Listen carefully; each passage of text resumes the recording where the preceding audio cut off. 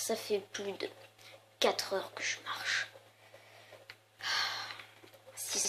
Et quand même, avec tout le poids que j'ai sur moi, c'est évident que je n'ai même pas quitté cette foutue montagne. J'ai fait des allers-retours partout et non, je trouve rien. Qu'est-ce que c'est que ça? Je rêve pas. C'est bien une maison. Ouais, c'est bien une maison. Attends. Aïe. Qu'est-ce que c'est que cette maison?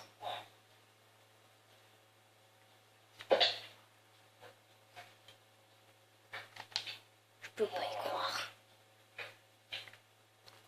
Station du projet Dharma, l'Émeraude. Une autre station.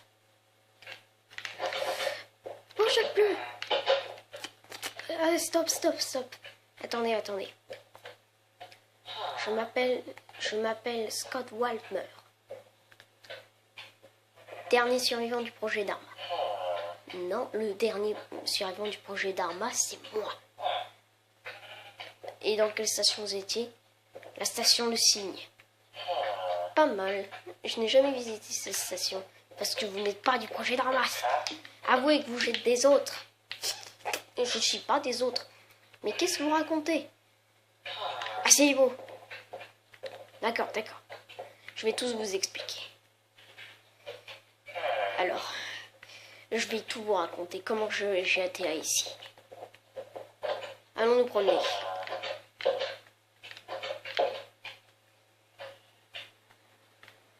Commencez alors. D'accord. C'était en 1974. Je parcourais beaucoup le monde. Et j'adorais parcourir une île en particulier. Et justement, cette île avait un rapport extrême avec une civilisation inconnue. Et surtout avec des scientifiques qui seraient prêts à tout pour connaître les mystères de l'univers. Ils ont appelé ce projet le projet Dharma. Pas mal comme nom. La première station que j'ai visitée, enfin que j'ai en tout cas essayé de visiter, n'était pas l'Émeraude. Mais c'était en réalité, comment dire, c'était la Perle. Je voulais la visiter, mais comment dire, qu'est-ce que j'étais naïf. Il y avait déjà des personnes à l'intérieur et je n'allais pas les déranger pendant leurs travaux. Mais je voulais au moins voir à quoi elle ressemblait. Mais je ne pouvais pas y pénétrer. Elle était fermée à clé par 4 trappes. Le seul moyen que j'avais de récupérer de la dynamite ou une pioche en fer était d'aller à l'Hydre, la plus grande station du projet Dharma. Alors j'ai essayé d'y aller. Mais, comment dire, je crois qu'il y a eu un gros problème. Car ce gros problème, c'est que j'ai essayé d'y aller. Mais un champ électromagnétisme m'a arrêté. Et je n'ai pas pu continuer. Ensuite, j'ai voulu me diriger vers une autre station pour voir à quoi elle ressemblait. Et j'ai vu quelqu'un, je ne me souvenais même plus de son visage, et il m'avait tout simplement expliqué que la Dharma Initiative recrutait toutes les personnes possibles. Et cette personne m'a invité à être du projet Dharma. J'avais hâte d'être dans une station bien précise. Je voulais moi être dans la station La Perle, mais ils m'ont dit que je n'avais pas le droit d'entrer dans cette station. Et ils m'ont affecté à la station Le Cygne.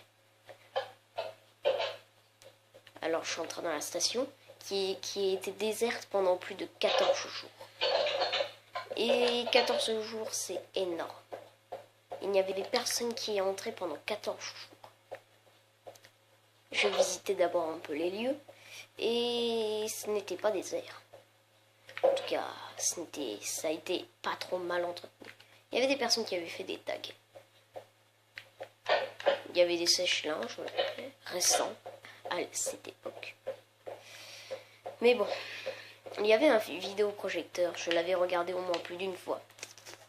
Et dès que j'avais fini de le regarder, je me suis rendu compte que c'était vraiment bizarre.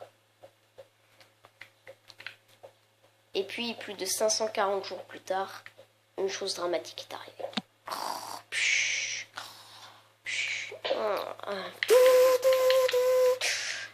Ennemi, L'ennemi est entré dans la base. L'ennemi est entré dans la base. L'ennemi est entré dans la base.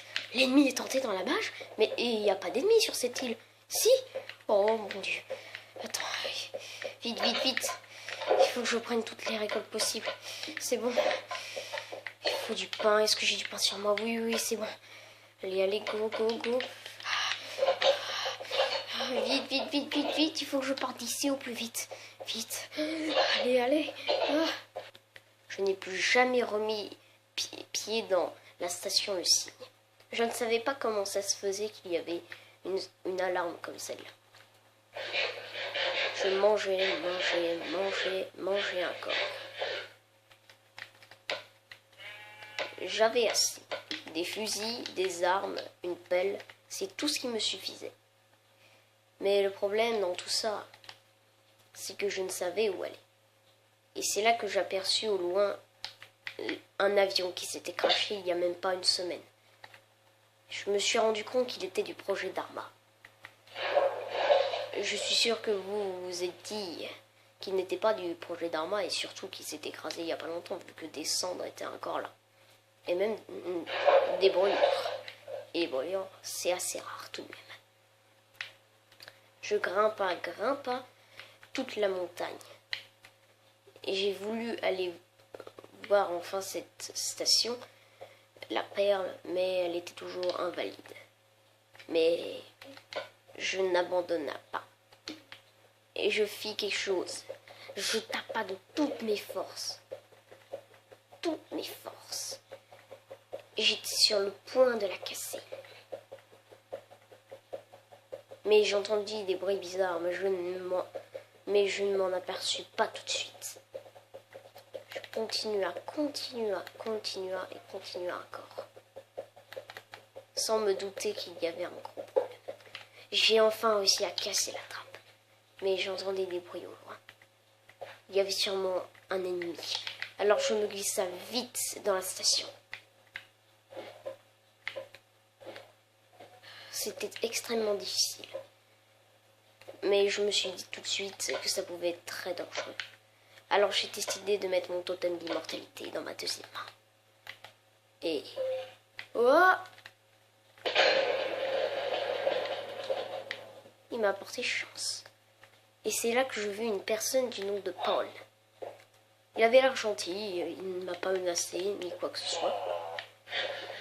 Et c'est au moment où il a branché un des moniteurs grâce à un ordinateur que j'ai vu une station incroyable. Ça devait être une maison de campagne qui a été restaurée. J'étais troublée. J'ai vu carrément des personnes à l'intérieur. Alors je me décida et je me hâta d'y aller. Je grimpa et grimpa encore. Et j'ai entendu un bruit de squelette, mais ce n'était pas important. Je l'entendis, il était encore plus fort. Mais je m'en foutais, il fallait que je grimpe là-haut. Et je grimpis. Et c'est ce que je fis. Il y a eu quelques difficultés, mais c'est rien de grave. Enfin, ce que je pensais. Allez, allez, on y est presque. Ouf, c'est un avion de coucher d'armes en plus. Oh, Seigneur. Bon, je n'étais pas totalement persuadée que tout ça allait faire une expérience traumatisante. Car j'ai tué pour la première fois un homme.